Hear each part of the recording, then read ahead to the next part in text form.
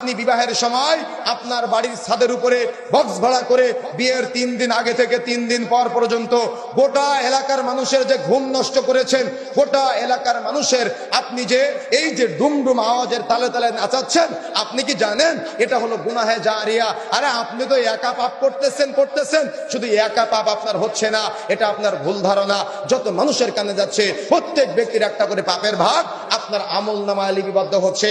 আর ইমানদার পরহেজগার তাকওয়াশীল যারা আছে তারা তো আপনার জন্য বদদুয়া করতেছে। মানে বিয়ে হচ্ছে ইবাদত, কিন্তু ইমানদার মানুষরা আপনার জন্য বদদুয়া করতেছে। আর আপনি বদদুয়া নিয়ে বাড়ির বিশাল আপনার 5 তলা বিল্ডিং, আপনার বিশাল দাম্ভিকতা, আপনি 5 তলা বিল্ডিং এর ছাদের উপরে 3 দিন আগে থেকে 3 দিন পর পর্যন্ত বক্স ভাড়া করে গান বাজনা বাদ্যযন্ত্রের আয়োজন করে পুরা বিবাহ নামক ইবাদতকে আজকে জাহেলিয়াতে রূপান্তরিত করেছেন।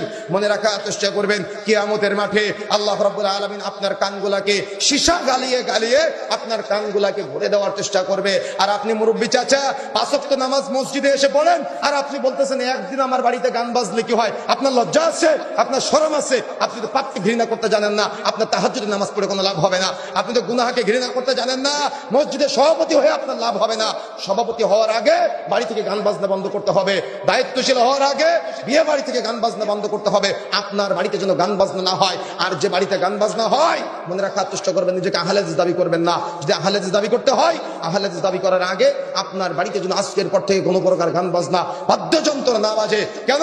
এটা একটা ইবাদত। বিয়ের 3 দিন আগে থেকে 3 দিন পর পর্যন্ত রং ঢং গান বাজনা বাদ্যযন্ত্রের বক্স ভাড়া করে আপনি এলাকার মানুষকে ঘুমাতে দিচ্ছেন না।